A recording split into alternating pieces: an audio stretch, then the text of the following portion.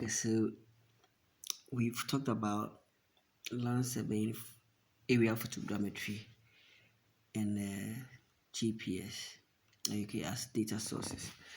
And we said that GPS has a space segment, the user segment, control segment, and the data from it are really points. Are you okay? When you use GPS, then you have longitude and latitude. Are you okay?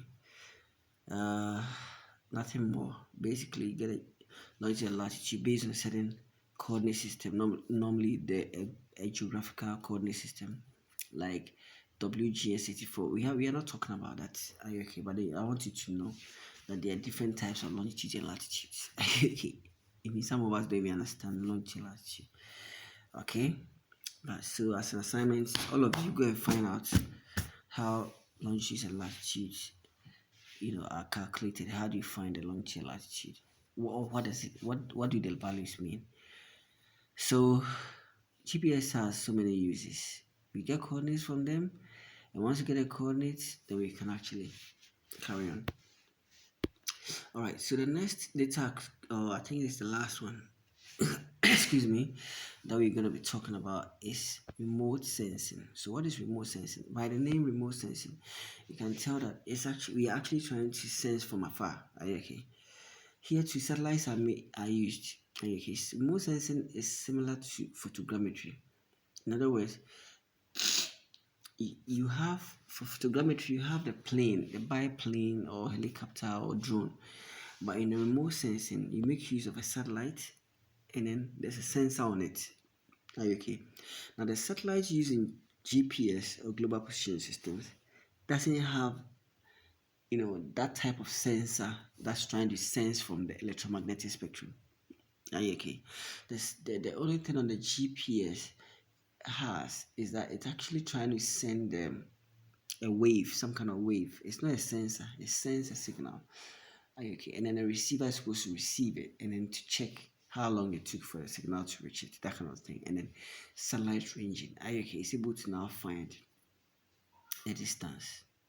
Are you okay? So in GPSs, we are trying to actually measure distances. Are you okay? From the receiver to the satellite in the sky. Whilst in remote sensing, the satellite rather has some kind of camera or sensor on it that's actually, trying to actually image the ground. Are you okay? It's taking a picture of the ground. Are you alright? So a typical one, remote sensing satellite, let me just say a satellite mission. They normally call it a mission. It's launched from a rocket into the sky and we start collecting data. Are you okay? It starts collecting data. So this one is by a company called UI, and you can see that all the things you see in here is telling you about what is happening. One on you can see an image. Are you okay? Which is the final product of what we are getting from the remote sensing satellite. Are you okay? So and it's nice. Yes, this is what we want. We want to know what is actually happening on the ground. And here you can see that areas, these dark areas could be like water, or something like that. We can see buildings and structures and some green areas, built up areas. That's what we want to use. We can apply. There's a lot of applications to this data. Are you okay? Lots of applications to remote sensing. What we are doing is we're trying to get a satellite image into GIS and see what we can do with it. But we need to first understand how the remote sensing works. This is just the basics. Are you okay? This will make you an expert in remote sensing. Okay, you need to just understand the basics. Now, swath width is just showing like the width in terms of which the ground coverage as the satellite is moving over the ground. Are you okay? What is the width as it sweeps? Normally, it sweeps the ground as it takes a picture. Off-nadir imaging is telling you how tilted the camera is to the vertical, so the so-called vertical. Are you okay? When you leave an apple, the line that it defines is called the vertical. So how off are we? So we can have up to 60 degrees for this one. I'll leave dynamic range. Mission life, how long is that satellite going to be in the sky? It's going to be there for 10 years plus. Revisit time, every 3 days that satellite will come back to where it was and take another image. Are you okay? All right. We have the orbital altitude. In other words, how far is the orbit? It's only 681 kilometers. That's very near to the ground, isn't it? All right. That's almost unbelievable. Yeah, 600 kilometers. Yeah, that's really, really close to the ground, isn't it? Because 200 kilometers from here, from Accra to Kumasi. So we are talking about, yeah, it's quite far, but not really that far. We could talk about imaging mode. Panchromatic is another word for black and white. Multispectral is like colored. Are you okay? Spatial resolution 0.41 meter is showing how accurate objects are depicted.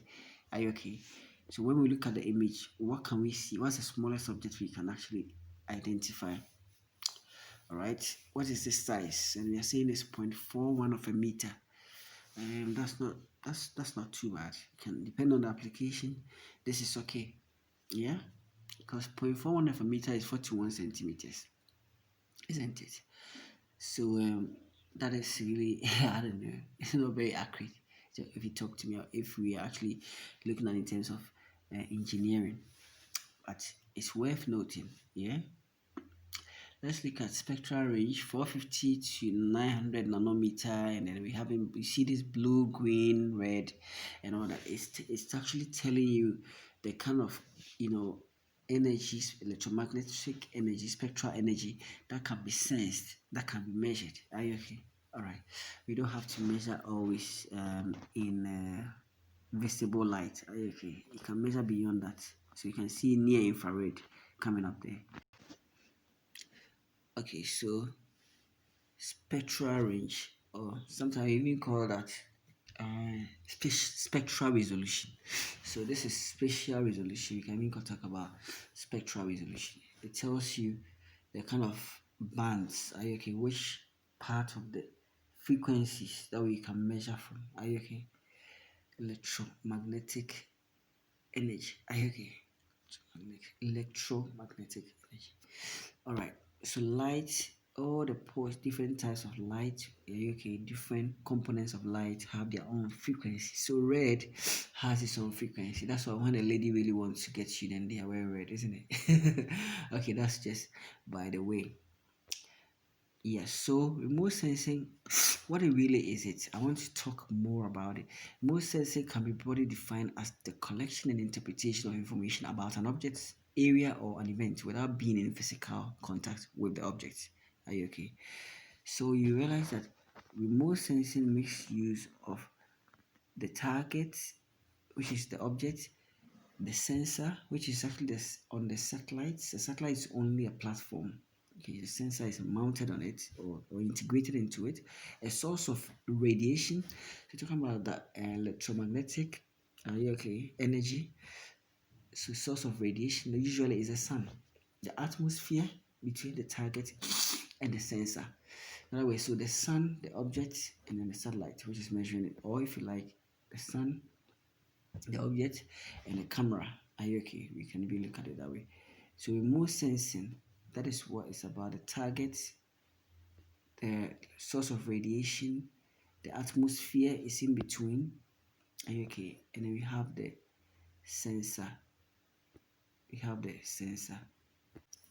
Obviously, remote sensing is an inexpensive way to obtain spatial information over a large area. Are you okay? Inexpensive way to obtain a spatial information over a large area or large areas. Are you okay? All right.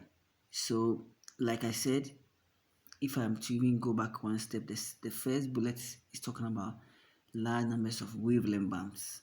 Are you okay? Which is a multispectral. Are you okay? So you can tell wavelength bands.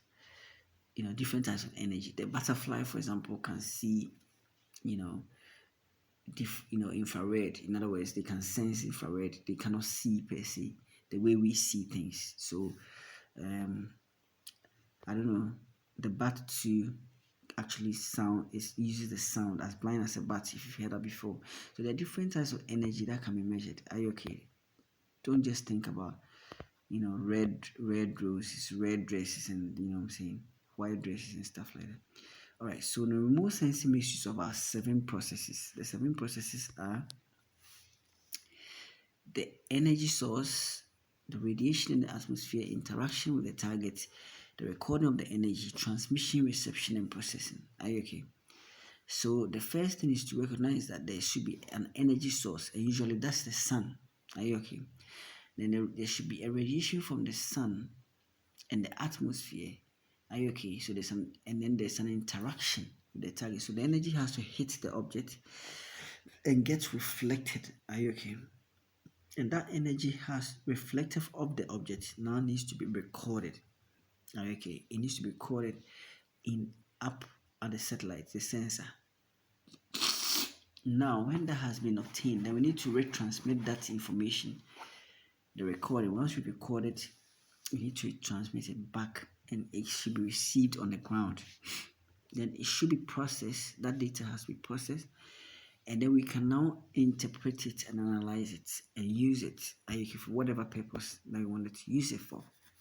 Okay. So that is remote sensing for you. So in pictures, you can see that the yellow object now is the sun. Okay. Now the B is the atmosphere. C is interaction. Okay. We're still interacting with the atmosphere whilst on our way back. And sorry, I've got this code, but let me continue. I can't be just pausing again and again. Now we get to record it at D. We record it, and then we transmit it to the ground station, and then we need to now use it. We need to work on it, work on the data, interpret it, analyze it, and then use it for whatever purpose that we wanted to use it for. Okay, now this is a typical remote sensing imagery. You can see that it's a stadium, isn't it? Is that not informative enough? Does it not tell you a lot? The Chinese have an adage that goes like, a picture is worth 1,000 words. Indeed, a picture is worth 1,000 words. There's a lot you can see. You can write a whole story about what we are looking at, isn't it? Let's assume you grew up here. Isn't it? There's a whole lot you can see. All right. Now this one is a typical remote sensing image, probably processed. It's been processed, and it's on site-specific identification of pathogen infestation.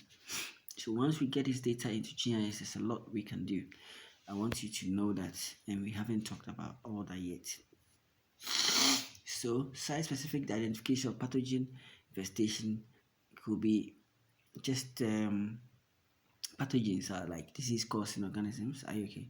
So now it tells you how far we can take remote sensing to. To our environment. It means a lot. Civil engineers are concerned about the environment.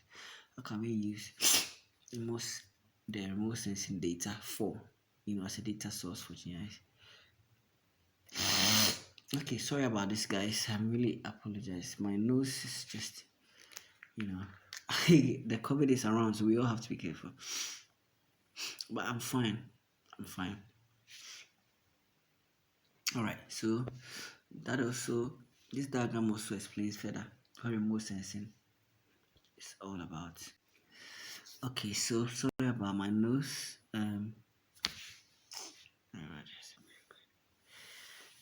So the sun is the source. Different wavelengths can be measured, as you can see. Right, so the sensor can be collecting not just red, green, and blue, infrared, near infrared, mid infrared. Okay, can go on and on. But basically, these are the ones that are collected. All right, and they can help you to, do a whole lot of interesting analysis. The interaction with the targets. During that point, you can have a diffusion or absorption. Okay, of the energy, so magnetic energy. So if you note, aircraft and satellites are the common platform for remote sensing. In other words, if an aircraft could do some of the things that the satellite is doing, why not? If a satellite is flying at 600 kilometers above the ground, then obviously an aircraft could also do the same if it flew higher, isn't it? All right, so the platform has, but of course, the airplanes used for area photogrammetry, for area photographs are actually that low. They fly very low. All right. So scanners are used in the case of satellites and cameras are in the case of aircraft. But really, they are very similar. Photogrammetry and remote sensing are quite similar in the way they work. All right. So I've actually put here the original form of remote sensing looks more like photogrammetry. Sorry about this. All these noises that I'm making. All right. So now here we go. Data acquisition, remote sensing. I think we've already talked about it. The 7 processes are being repeated over here. Are you okay? The electromagnetic radiation. Are you okay? Is touching on infrared, thermal infrared. In fact, the spectrum actually X-rays even on it. Are you okay? On the spectrum, but we normally measure from microwave, thermal infrared, and near infrared. Are you okay? And yes, I'm actually touching on this again. This is a typical imagery. Now, which part of the earth is this? Straight away. Okay, so it's for you to think about it. Pause the video and look at it again, and see if you can find which part of the earth this is. I intentionally put it there for you to, you know. Also, let's not forget that the image that we obtained from remote sensing, or the final product from remote sensing, is an imagery. Are you okay? All right. Now the imagery is made up of pixels.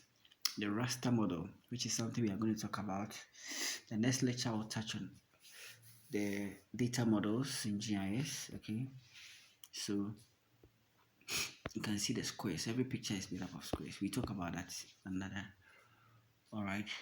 I don't know what this one is doing over here, but I think we've already done this, so let's skip it. And the last thing that we talk about is the data sources, existing data sources. So these are the secondary data sources, let me put it that way. And they exist in the form of hard copy maps, digital sources, on the internet. Someone could give you data on a pen drive, hard disk, anything. Government agencies have online portals where we can download satellite imageries without flying, taking our own, satellites up there into the skies. The UN published the GIS data that can also be used for free. You can have the USGS. They have a website where you can download Landsat data. So Landsat is a mission. You can download that data for free. But the notes, the cautionary note here is this: you need to know what you are downloading. What format of data are you actually downloading? If someone actually used GPS to collect data and you are only downloading it, what format, should it be in? If you said you were looking for your kokari to eat anywhere, white money, how should it look like? Okay, so that you don't start eating something funny. There's a funny story about white folks trying to actually prepare jollof, and the whole thing ended up looking more like, you know what I'm saying, rice puri, what we call rice water. Are you okay? With some oil on top of it. That is not jollof. So we need to know about different data formats, and we identify the file type by its extension. It's very important. A file type is indicated by its extension. In other words, when someone gives you a file of extension .dbf, that's a database file. .gz is a compressed file, a .zip file. Okay, .jpeg is definitely a picture. Are you okay? Alright, so you need to know that .png is also a picture. Portable network graphics image file. So you need to actually appreciate all that. There's what we call the shape file. Normally shape files are data that is compatible with GIS. Are you okay?